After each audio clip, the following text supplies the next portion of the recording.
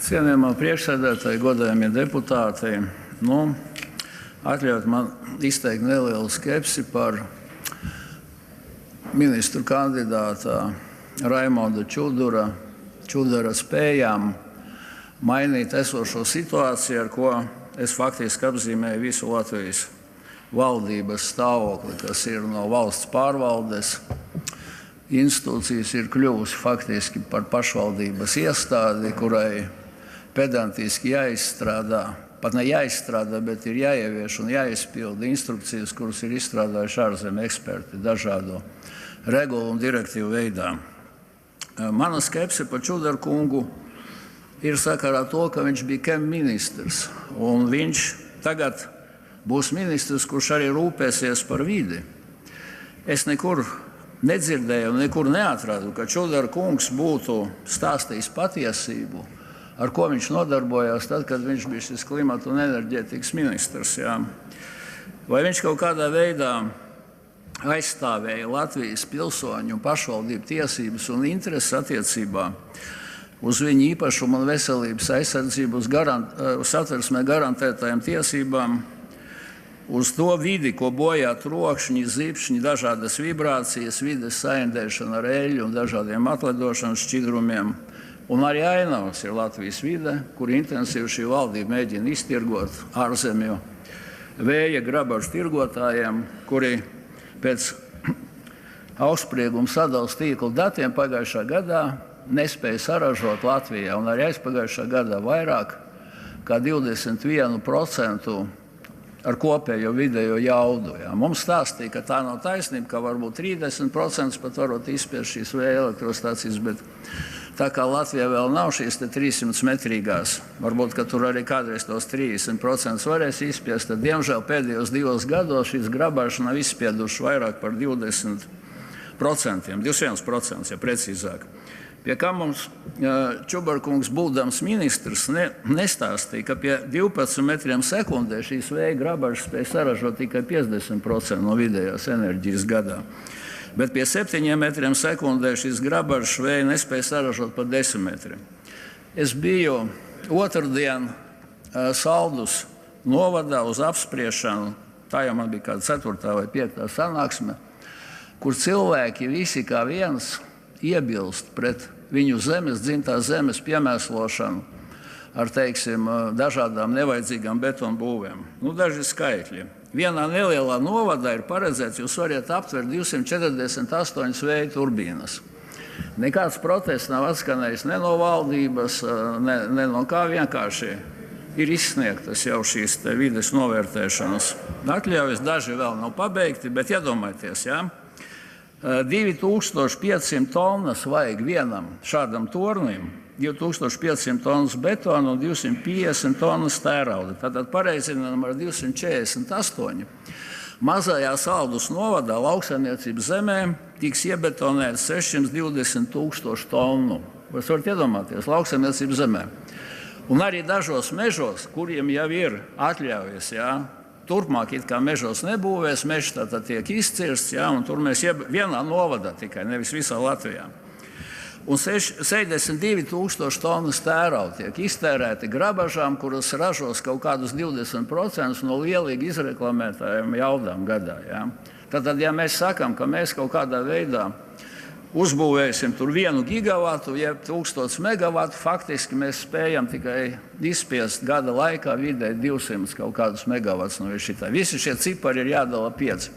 Vai Čudaru kungs kaut reizi ir teicis, jā, būdams ministrs, ka šie ir meli, ko mums uzspiež dažādas starptautiskās instrukcijas, ja, ko es te teicu, ekspertu murgainie stāsti, te jau visas pasaules zinātnieki, kuru viedoklis ir nomainījis latviešu tautas, Latvijas pilsoņu vēlētāju un Latvijas ministru viedokli. Ja, tātad suniskā izkalpošanās un iztapība kaut kādiem utopiskiem projektiem. Saima ir atsūtīta gan Saeimas priekšsēdētājiem, gan valsts prezidentam, ir Latvijas fiziķu un bijušo Latvijas energo vadītāju, energo speciālistu atklātā vēstule, kur ir rakstā, ka viss tas, kas mums līdz 22. gadam, pēdējos pirms tam 10-15 gadus, mums bija stabila elektrības cena Latvijā, ja jūs paskatīsieties līkni. Un tad no 22. Otrā gada viņi sāk šādā te veidā lēkāt augšā lejā, tāpēc, ka parādās ar vien vairāk šīs vēja grabažas, kuras ir fantastiski jābalansē. Ja? Tātad atklātajā vēstulē ir rakstīts, ka nekādā gadījumā saules un vēja parku izstrādāta enerģija nedrīkst būt vairāk kā 30% no tās enerģijas, ko ražo tēci un elektrostācijas un koģenerācijas stācijas. Kāpēc? Tāpēc, ka gāzes patēriņš palielinās, viņš absolūti kā šeit melo nesamazinās, jā, gāze ir jāpērk, tagad viņi, protams, tur būs Kataras vai Amerikas Savienotās valsts vai no Norvēģijas mēs pirksim. Vai Čudaru kungs ir izskaidrojis, ka gāzes patēriņš pie vēja un saules grabažām šādā te veidā uzceļot neproporcionāli mums ir paredzēti 2050. gadā. Tas ir nevis 30%, ja, bet 7 reizes vairāk, teiksim, kā mēs pašreiz patērējam. Jūs varat iedomāties, ja? Ja mums ir tikai vēja elektrostācijas, tad fiziķi, kas arī uzstājās saldo, ja, stāstīja, ka maksimums būtu 13% pieļaujams no šīm te vēja grabažām. Ja. Nevis, teiksim, 7 reizes vairāk. Tagad nākošais. Par vides piesārņošanu. Man ir jautājums, kāpēc mūsu ministra kandidāts un arī cienījamā premjere un arī bijusī vides ministri, kas tagad saucās viedā, jā, mums ir viedā jau vairs nevis vides ministri, viedā tehnoloģija. Kāpēc viņas nav komentējuši, ka līdz 22. gadam, kamēr Saeima nedēļu pirms vēlēšanām nebija izmainījis, mums bija tā saucamās nostādnes vēja elektrostāciju būvniecībai, nu vai vadlīnijas, sauciet, kā gribiet, un tajās bija ieteikts minimums 5 augstumi. Tātad, ja ir 300 metru augsts tornis vai elektrostācija, minimums būtu 1,5 kilometra, ja dažās valstīs ir 2 kilometri.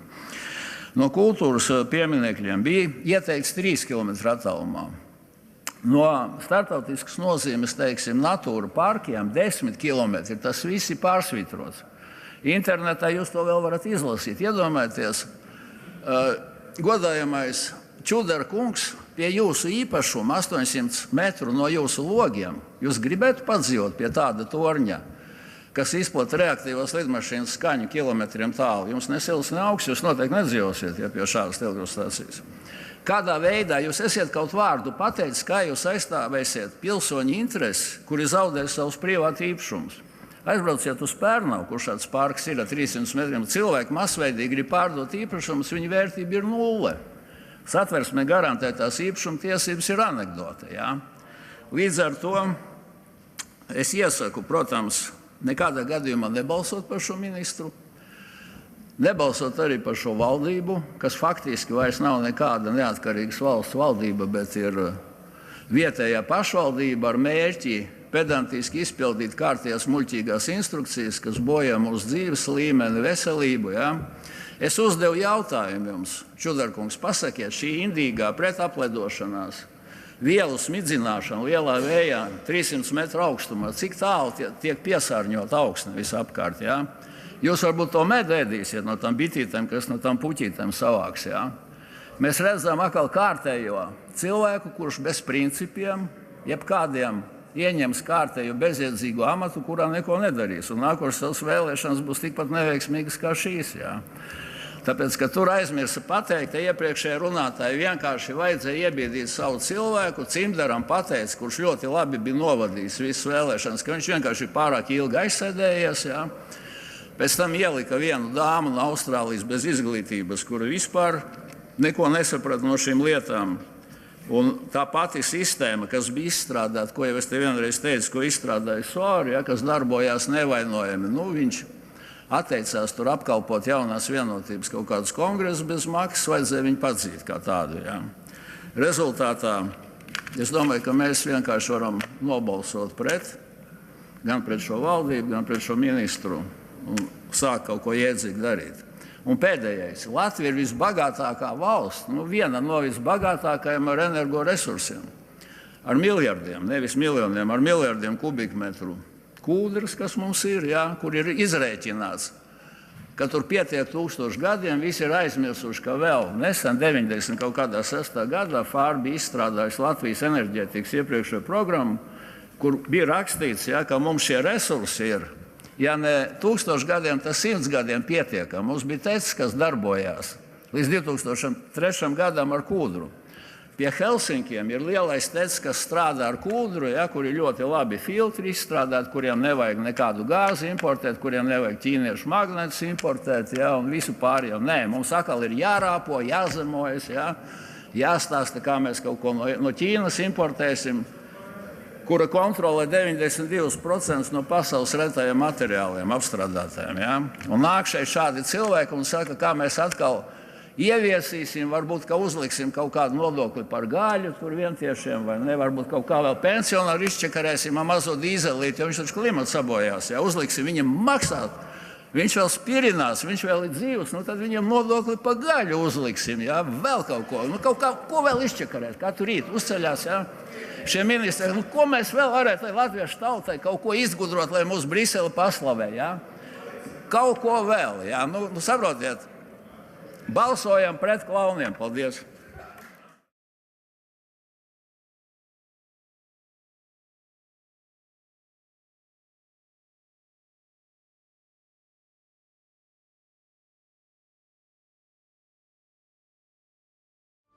We've been using wind turbines to turn wind into electricity for well over a century. But here's something most people don't think about. What happens when these massive machines reach the end of their life? Turns out, this green energy has a major problem. Because once the turbines stop spinning, we are left with tons of leftover parts. So, what do we do with them? Protecting the planet looks at an unexpected side effect. By the year 2050, the world's wind industry is expected to produce more than 47 million tons of blade waste. The answer, blowing in the wind, raises an uncomfortable question. Hi, I'm Freddy. This is Good News, and today we are diving into the hidden story behind the life and afterlife of wind turbines. Wind energy is playing a big role in our shift towards clean energy. It's already the second most used renewable source globally, right after hydropower. By the end of 2016, over 341,000 wind turbines were already spinning across our planet. And that number just keeps on growing.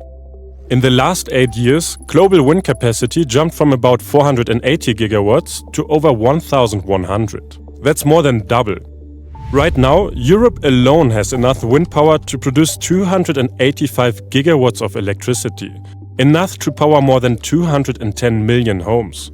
And as the demand for energy keeps increasing, this graphic shows how turbines are getting bigger and taller every year. Right now, an average wind turbine blade on land is around 52 meters long. But the biggest ones are over 131 meters long. And the biggest offshore blades are even bigger, over 150 meters long. These monster blades are made by Chinese companies. And just to give you an idea, they are bigger than both the Big Ben and the Statue of Liberty. But here's the problem. Wind turbines are not perfect. Their effectiveness depends on many factors. Obviously, the most important one being the weather. If wind speeds are too low, the blades simply can't spin, and that means there's no power being generated. This makes them somewhat unreliable when compared to other energy sources. But here's the even bigger problem. Like all machines, they are not built to last forever. Most wind turbines have a lifespan between 20 and 25 years on average, depending on where they are and how harsh the conditions get. So, what happens with these massive turbines after their life is over? That's where one of the biggest challenges comes in. Some components like the foundation, tower, gearbox and generator can easily be recycled and reused. This is because around 96% of wind turbines are made out of recyclable materials, which is a good start for sure. But those gigantic blades are a completely different story. They are made out of resilient composite materials, so that they can survive decades of stress. This makes them incredibly durable, but also extremely difficult to recycle. The main component of these rotor blades is fiberglass. Fiberglass is made up of fine strands of glass and plastic, held together by resin. And it's extremely difficult to break down these components and recycle them properly. This is why way too many of these decommissioned blades end up buried in large landfills. And as things stand now, researchers believe that we will have over 43 million tons of rotor blade waste by 2050. That is simply not sustainable. But here are the good news, because there are many smarter and greener alternatives being explored to keep old wind turbine blades from polluting landfills. But I should note here that a lot more awareness, innovation and investment is needed to make wind energy truly green. Okay, but let's take a look at what people are currently doing to keep these blades out of the landfills. Well, in the Netherlands, this company is turning decommissioned blades into functional and sustainable public structures, like benches and monuments. So far, they have reused 32 blades to build playgrounds and benches, and the plan is to expand this initiative to other countries soon. Vicado might be the best example of their work. It's a playground in Rotterdam with tunnels, ramps and slides, and all of it is made out of 5 old blades. The reuse of these blades saved about 90% on carbon emissions compared to a normal playground. And over in Ireland, another company is doing something similar. They have partnered with engineers to turn old blades into parts of bridges. As an example, look at this 6-meter-long bridge that's made out of old rotor blades. And there's also a second similar bridge in Draperstown. But that's actually not all what they are doing. The company is also building e-bike charging stations, bike shelters, furniture and picnic tables using the old blades. And reusing these blades in public spaces seems to be a bit of a trend right now, because in early 2025, Dutch engineers unveiled this modular bridge, and it also has an old wind turbine blade as its core structure. Large-scale 3D printing was used to attach the roadway deck and safety railings directly onto the turbine blade. The final structure spans about 12 meters and is strong enough to carry up to 5 tons. And all of that with almost zero waste. But obviously there are only so many parks, benches and bridges to be built, and surely it can't be enough to account for all of the blade waste cluttering the world's landfills. So, with millions of blades that need to be recycled, companies are looking for new ways to reuse them. And that is why an American startup in Iowa came up with a way to shred old blades into strong fibers, which can then be mixed into concrete or mortar. And their mechanical recycling process does not require any heat or chemicals, meaning it doesn't cause CO2 emissions from burning the blades. So what that basically means is that construction companies can now reuse the old blades instead of using steel rods or plastic to reinforce things like pavement, slabs and precast blocks. It's cheaper, more sustainable and just as strong.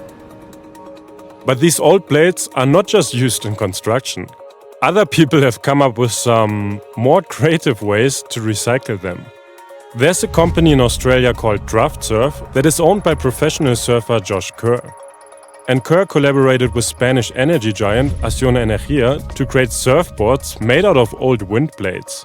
Using old turbine parts from the energy company, DraftSurf made 10 prototype boards. To be clear here, it's not the entire board that is made out of wind blades.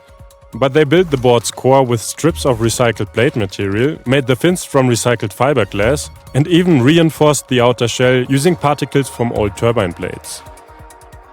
Okay, but let's be honest here, those 10 surfboards are not going to solve the problem. Acciona Energía has actually 31 wind farms in Australia, and most of them are over 15 years old. That means a lot of their blades will be decommissioned pretty soon. So they will need to make a lot more surfboards. Or they can look at what is happening in the Netherlands, where something really cool was done to an old wind turbine in Eindhoven. This is a tiny house made from the top part of a 20-year-old wind turbine. It measures 3.5 meters wide, 10 meters long and 4 meters high. And despite being a smaller turbine than usual, it fully complies with the building code, making it a completely functional living space. But let's face it, right now these are mostly small-scale innovations. What we actually need is large-scale implementation to ensure that these old blades don't just pile up in our landfills. And we will need everyone to get on board and do their part. Especially countries like China, the United States and the entirety of Europe, where blade waste is projected to increase a lot over the coming years. Also, a big problem still remains. The fact that these original blades are made out of non-biodegradable fiberglass, which basically means that they cannot be broken down or dissolved naturally. and this makes recycling them extremely difficult. So the question is this then: wouldn't it just be better to invent a biodegradable material to make these plates in the first place? And well, luckily, scientists are currently looking into doing just that.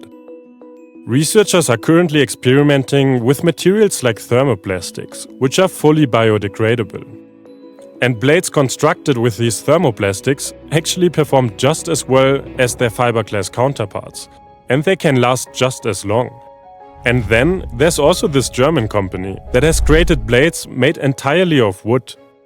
They still have to decide where they want to install these blades, but the plan is to do it somewhere in Europe in the next year. As for the original problem with existing fiberglass blades, some people have actually come up with ways to break down the tough blade composites. Companies like Carbon Rivers in Tennessee and Decom Plates in Denmark use a high-heat, no-oxygen process to break the blades down and recover clean glass fiber. And those reclaimed fibers can then go into new wind blades or entirely different products.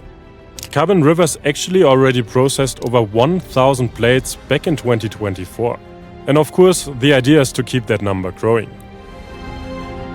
I would love to read your thoughts in the comments below, and also if you have any feedback for us, please share it in the comments below, because we try to improve with every single video.